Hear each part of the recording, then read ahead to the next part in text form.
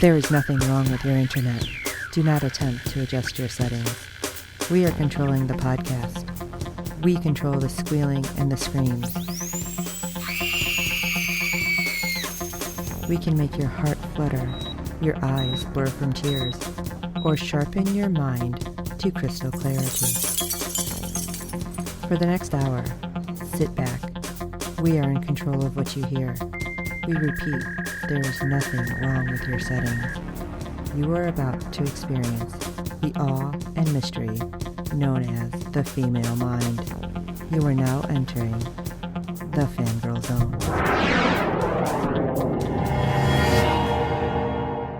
Welcome to the Star Power Podcast on the Fangirl Zone, a podcast where we discuss Stargirl on the CW channel. I'm Steve. I'm Cosmic Staff Dave. And I'm Sean Fangirl S, and today we'll be discussing episode 6 of season 2 of Stargirl. Wow. Initial reactions, Dave?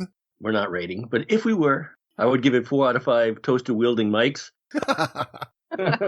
I'm so sad that Mike's not a traitor, but plenty of show left. But yeah, I liked it. There was great action in this. The only thing that bothered me is, why are they waiting? I mean, the guy's like, I know I'm jumping ahead. He's like cracking his bones or Cindy's doing a hole. And I'm like, now's the time to use your powers or whatever. Right. What are they waiting for? That bothers me. Still a good episode, though. Sean? I liked it, but I wasn't as geeked about it as Dave. I thought it went like dark really fast. I was like, holy crap. And actually part of it, I'm wondering, here's my tinfoil hat, I'm going to throw that out there now, if it was actually not stuff that happened, but Eclipso just making them all think it happened, like with all the death.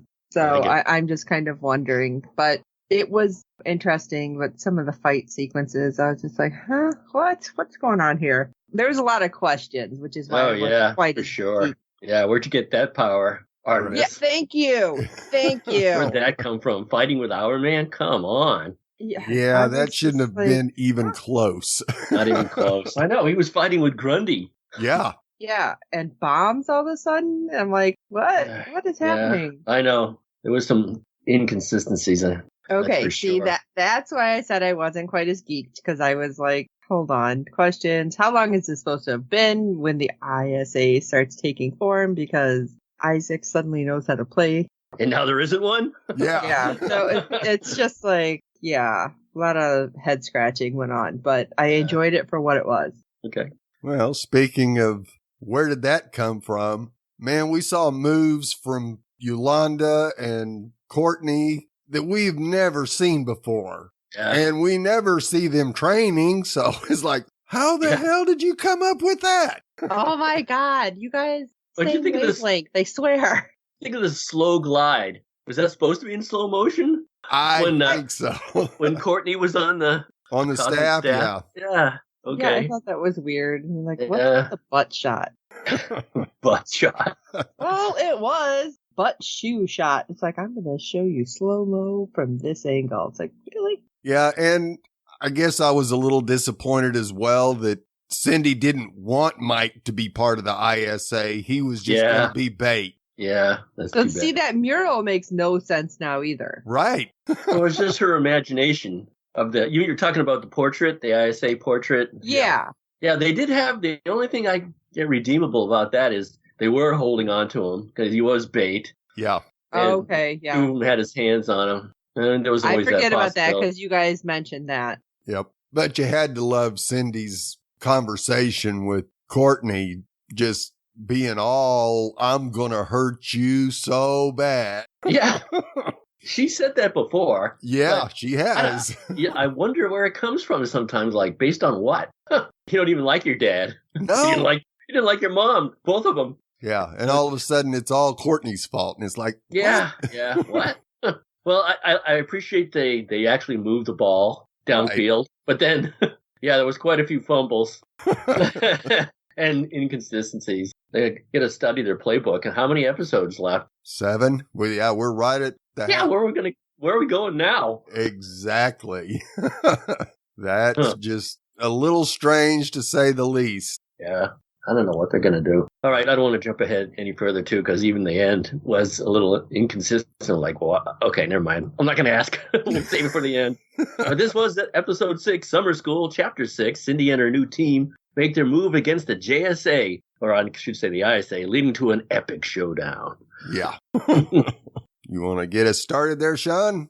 All right. So Yolanda's working at the diner and still struggling, although it's not that big of a diner. I don't understand why that big of a problem, but it is what it is, right? But we have a customer complaining about his steak and eggs being wrong. And you know what? I'm sorry, but if you're going like full on, well done with a diner steak, I totally understand about complaining about that. It's not like you got Kobe beef or anything in there. So yeah, you need it the way you want it. Yeah, I don't know. I've been a waiter before. It's probably the toughest job on the planet because no one's ever happy. Hardly anyone's happy. Right. That's true. There was like 6 people in there, though. And if you're a decent student, how are you screwing this up, writing stuff down? Yeah. It's like taking notes. She has her issues. Except at the end, when another inconsistency, but we'll get there. Well, she has another customer and goes to wait on them, and it's Isaac Bowen. And Isaac was super, super creepy, wasn't he? Brother. Because he reminds her of the personal photos she took of herself and menacingly says that, well, first of all, I've seen them. Everyone's seen them. It's like, whoa! Like, I need a shower after just listening to you say that. That was creepy. It's like, ugh.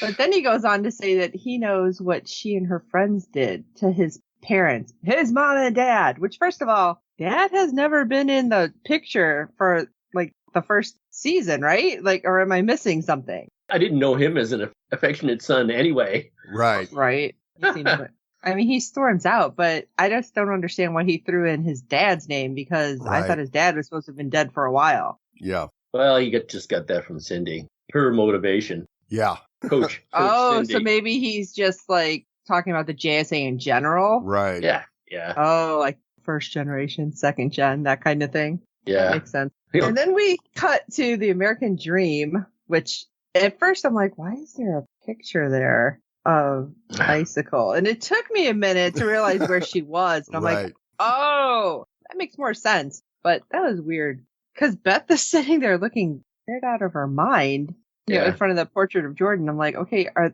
the eyes following you? What's the problem? Just kept getting closer to her, and it was like, wow, hold on a minute. Yeah, that weird forced perspective thing. I definitely unnerved her. I wish she like shivered or something and like hugged herself. That would have been cool. I mean, she kept doing like that like side eye thing, like looking like I know for me. But Beth meets with her father and wanted to bring him lunch and ideas of how to reconnect with her mother. Cheese and rice. That was a binder. Yeah.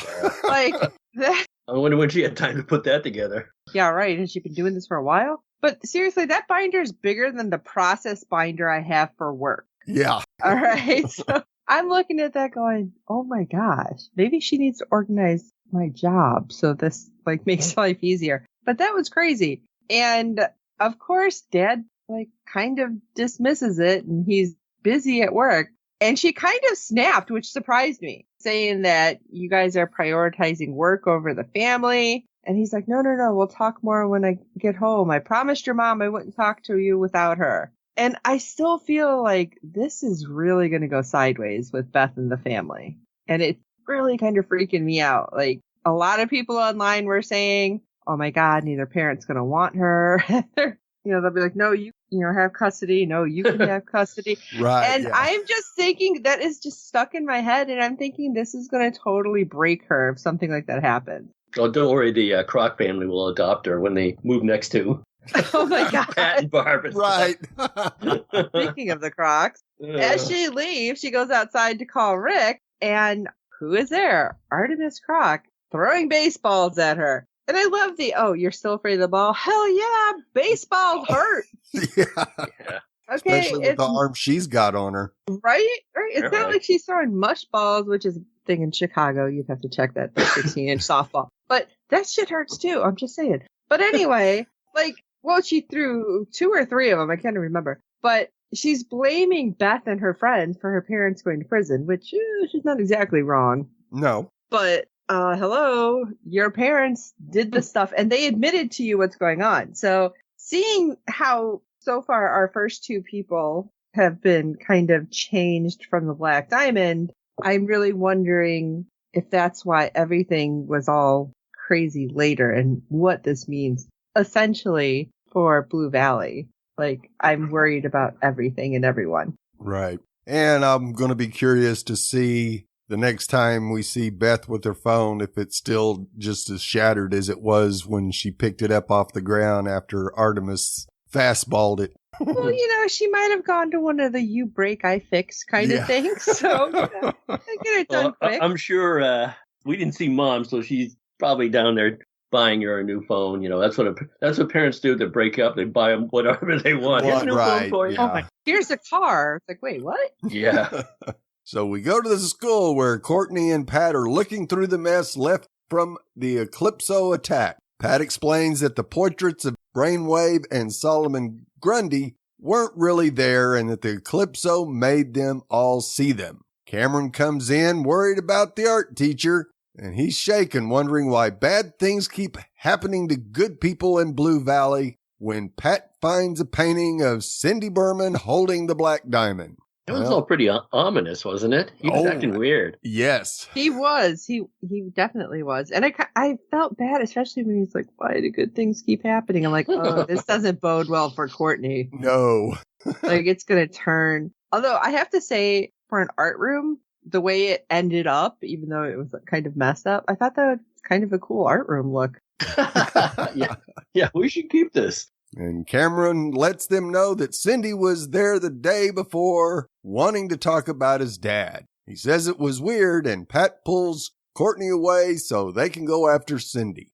And of course, she's having to leave Cam again. I thought she'd at least give him a hug or something. Right. Yeah, winky wink. Yeah. At the junkyard, Zeke talks with Mike, trying to find something for his JSA project. And Zeke suggests robots as he's building a 12-foot chainsaw for Stripe. Can't wait to see that.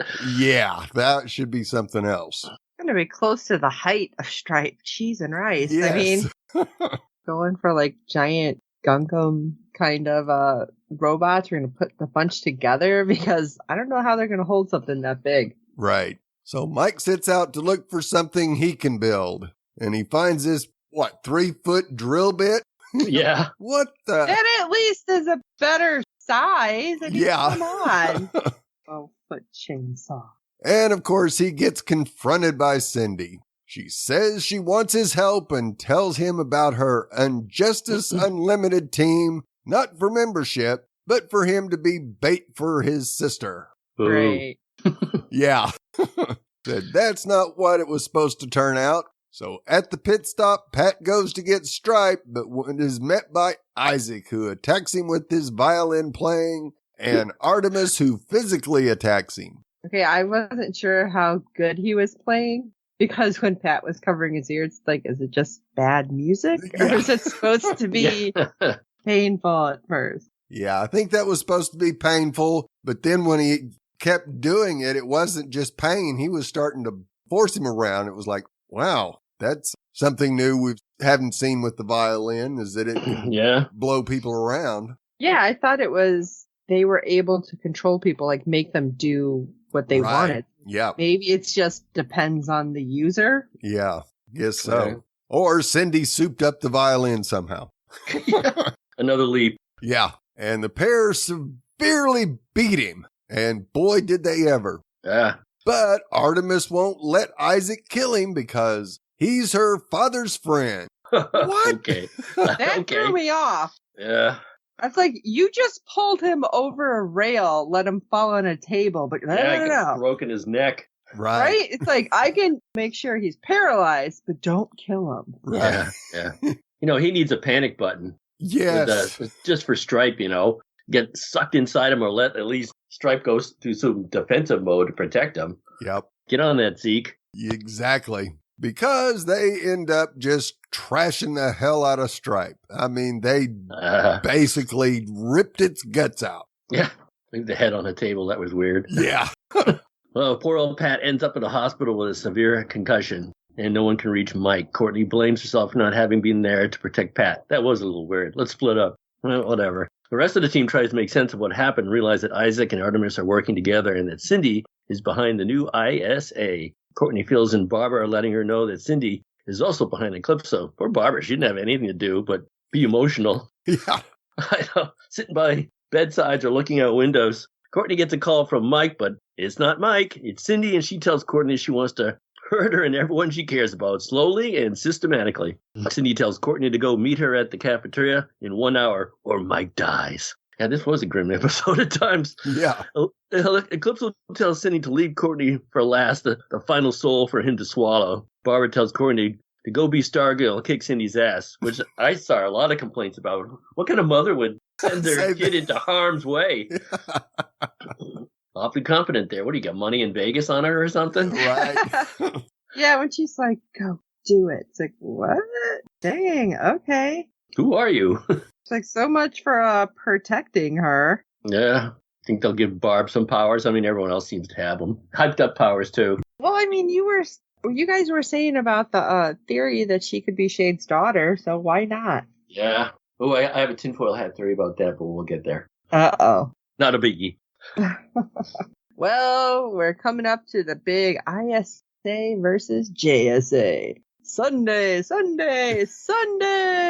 All right. We don't know what day it is, but whatever. Alone in the hospital while Pat sleeps, Barbara considers calling the Shade, but instead of a traditional phone call, or at least accepting said traditional phone call, he just kind of shows up from the shadows. Right? Literally. That was weird, but the effect is like, okay, he's growing.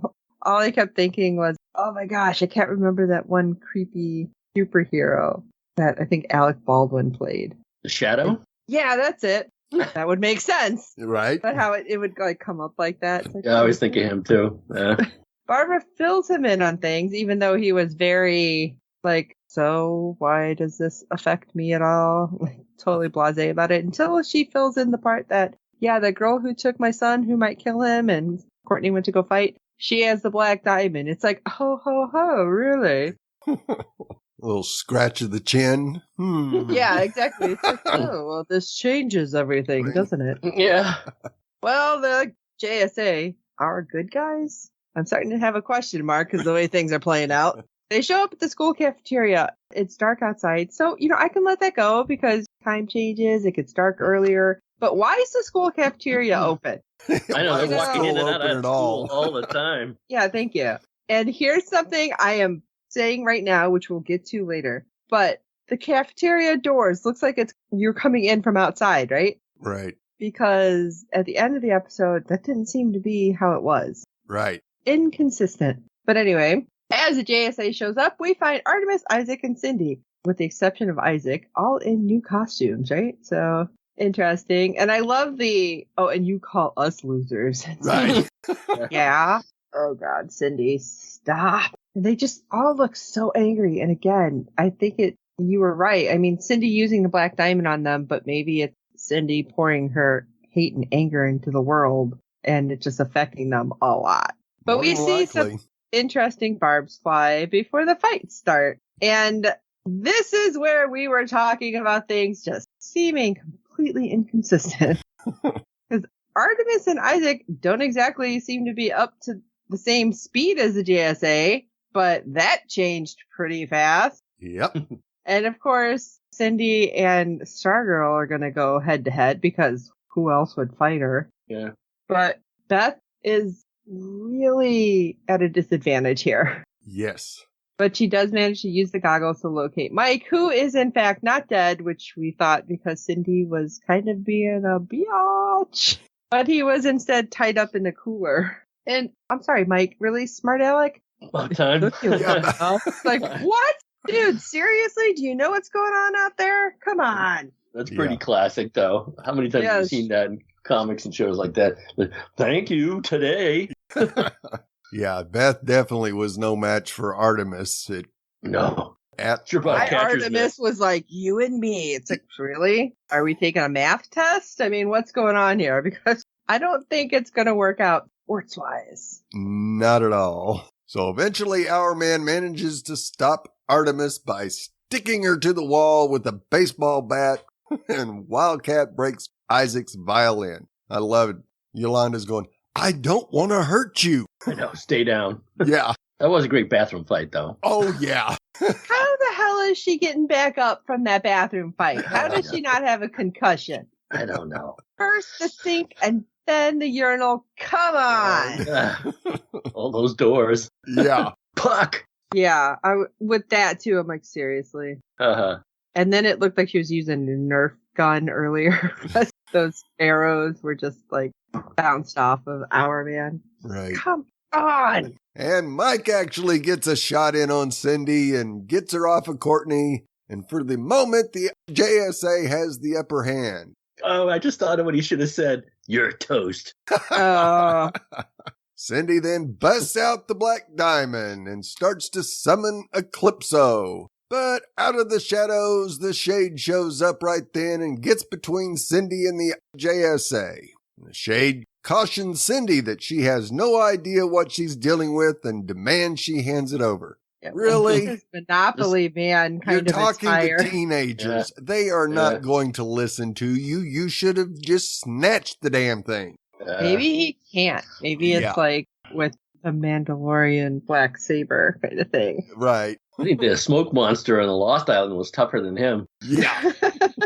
So Eclipso then declares that it is his time and possesses Cindy against her will and attacks. The Shade puts up a shadow shield, and Stargirl rides the cosmic staff to fight Eclipso using the staff on the Black Diamond. Okay, was that supposed to be in slow-mo? I guess so. Right. Okay, because I'm like, is it supposed to be slow-mo, or is it supposed to be that Stargirl is just not paying attention to the actual situation? I guess they thought if she sailed in regular speed, we wouldn't notice that she was going to shatter the Black Diamond. I don't know. Okay. Actually, they could have showed her going in fast motion and then slow-mo the whole explosion part. I mean, TV does that all the time. Right. And of course, as soon as she goes in, you go, Courtney, don't do it. This is what Eclipso wants. Destroy the Black Diamond and he's free. And hey, if Shade's going to help you out and like block everything, maybe step back. You're like, Yeah, let's let him assess what's handle going it. on. Exactly. Just because the staff helped save the art teacher, you're not dealing with the diamond itself then. Yeah, And impulsive as always. yes. And like she says, I've learned. No, you haven't. No. So the diamond explodes, blowing Cindy and Stargirl back. Outside, the weather gets weird and a strange eclipse takes over the sky. Oh, Is it a power of his, or is that just something that happens when he returns to our Corporeal form? Yeah, I think that just happens when he's freed. There'll be no light anywhere while I'm here. All right. Well, as the dust settles in the cafeteria, Eclipso is revealed to be free from the diamond and is there in the flesh and no longer bound to any master. Cindy confronts him for his betrayal of her, and he rips the blade from her arm, revealing he's not playing at all. With that, the shiv crack? Yeah. Ouch. Yeah. Yeah, did he like rip it straight out or just crack it off? But I don't know. I cringed for her. Yes. I know. That's like having a broken bone. I thought she was pretty calm after that. But he actually uses it as a weapon. He throws Cindy's blade into Isaac and then consumes his soul. I'm like, geez, this is getting dark. The only smart one in the room is Artemis Crock, and she runs for her life. Yeah. And I figure, well, they got to be saving her because her parents are going to be series regulars next year. So right, you can't get good rid time of the to kid. Yeah. Wait, doesn't she turn good in the book? Yeah. Okay. She's one of those. Yeah, kind of, maybe it's after she's seen this. She's like, oh hell no. Yeah. Yeah, maybe. Gotta change my wicked ways fast. It's like Obsidian, Jade's brother. He's good and bad too. Back and forth. Yeah. So Cindy confronts Eclipso again, and he flicks a shard of a broken diamond at her and then spreads into a black ooze that grabs her around the wrist and then imprisons her and begins to drag her under. And Courtney tries to help her, but is unable to save her. Cindy is consumed by the blackness and disappears screaming. You could hear her voice echo. Yeah. This is why I was thinking it like this part after Eclipso like emerges like wasn't real. Like he was putting this all in their heads. I think it's real. Cindy's going to be in like a coma instead, because the fact that Courtney couldn't help Cindy or Isaac, because that was pretty brutal, like that would haunt her like everything else is haunting the rest of the team. Well, for one thing, it reminded me of Tasha Yar in Armin. Yes. It's like a Star Trek crossover there. But I think she's into the shadow realm. I think she could well be in the same place where Dr. Midnight is now. Huh. That's curious. Yeah. I kind of thought she's actually just down the floor in the ISA lair. I know. Well, this she just went through the floor. That'd be awesome. I think also that, well, maybe I'm moving ahead a little bit here, but the Shade, now he can't control his power, and he's like going in and out of the shadow realm himself. Right, yeah, because he took a whooping. Yeah. Well, when he said your powers come from my home world, I was like, wait, what? Like, that had me like really scratching my head. I'm like, all right, are we going to get more information of that? A place of darkness. Or is just thinking evil. It could be saying my world is an evil world. Yeah, true. Anyway, my mini tinfoil hat theories when the Shade showed up at the town hall. Right. I think that this could be out there, but I think it's because he has a relationship with Barbara, and he kind of zoned there, thinking of her perhaps. Remember that was Tom's theory that Barbara is her daughter. Right. His daughter, I should say. Yes, his daughter. Maybe that's a connection, and that's why he showed up there. Why would he show up there? He could show up anywhere. Yeah. So the Shade is big time not happy, and raging that Eclipso has attacked children, which is also something we talked about. He stands up to Eclipso, but Eclipso attacks him and reminds him that his powers come from his home, whatever that means, tossing him aside. He's either plane of existence or his home with evil, who knows. Stargirl attacks the staff, but Eclipso darkness snuffs out the light, and he escapes. I wonder why. He ran out like a dog, too. Yeah. Yeah, what is with that this episode? I have no idea. Outside, the eclipse mysteriously subsides, and injured Shade retreats home, but is unable to maintain his form and vanishes into the shadows. Actually, he appeared in the town hall. Right. He was going in, and you can see the meeting table behind. Yeah, and I think that's because of his connection with Barbara, I guess. I don't know. That's interesting. Yeah, that would be interesting if true. Yeah, I thought it was back at the house he was staying at because of the table and chairs. But yeah, that wouldn't make sense why using the clock tower then first. Right. Yeah, they showed the outside of City Hall there. So maybe he is zoning in on Barbara, but she wasn't there. Yeah. I don't know. Or he's just thinking about, like his daughter. Yeah. I want to know what happened to his kid, but I guess we'll find out. At least I'm hoping so this season. Back at the hospital, Courtney tells Pat what happened and claims Cindy is dead, and Isaac too, but we don't know what happened to Artemis. She took off like a bat out of hell. They realize that Eclipso has been using them all along to get into the real world. Yeah, maybe slow down, because you're going to think more. Girl. Also, it turns out that the staff hurt Eclipso, but not before going dark. Kind of hoping that you can recharge it, kind of like the lantern, but I guess we'll see there. Right. And Mike tells Pat, I need to step up my training. And he's like, don't worry, we'll work on Stripe together. He's like, I want my own Stripe. Yeah. Like, okay, my kid. training. I cracked me up. I need to step up my training. What training? Yeah. Yeah, it's like, no more clock radios, which I get. Yeah. But holy cow, we're going to have Stripe and a mini Stripe? What are we doing? Like I said, we're going to turn into like Japanese anime all of a sudden. Like they're going to start coming together in different forms. Transformers. Right. Maybe it'll be a lowercase Stripe.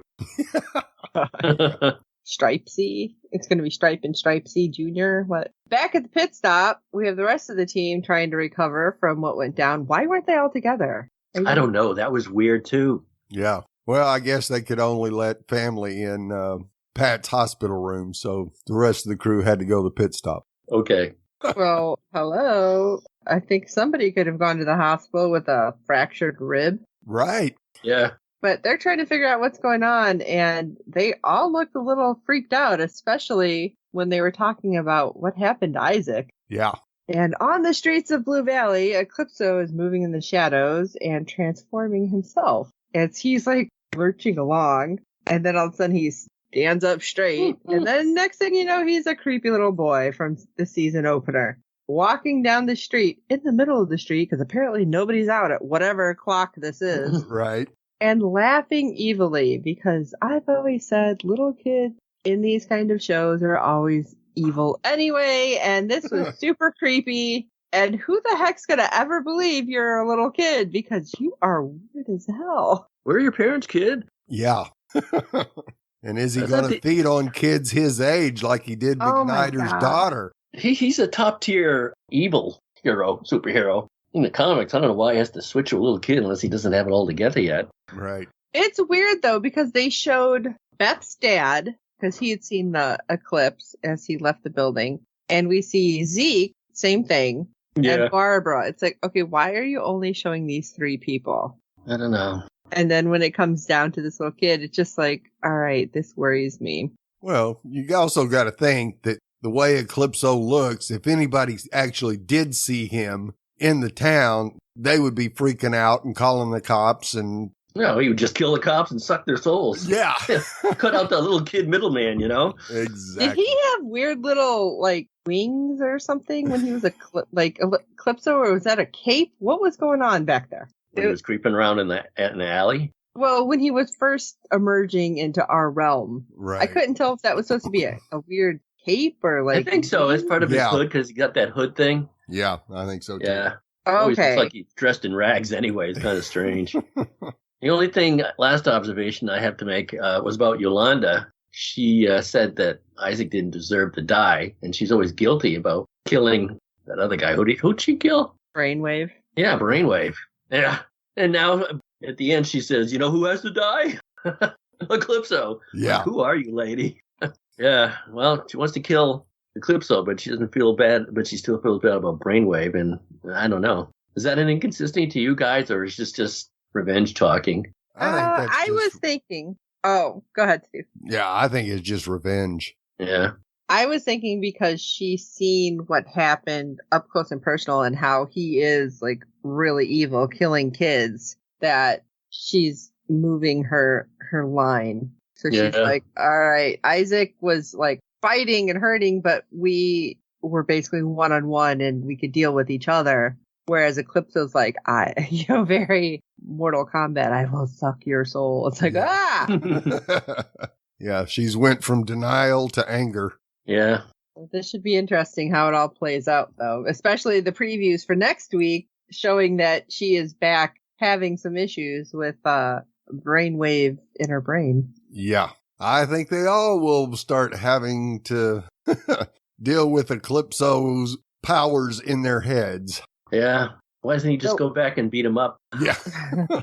So whatever happened with the JSA, I think Pat's going to have to totally come clean, especially if it had to do with Eclipso. Yeah.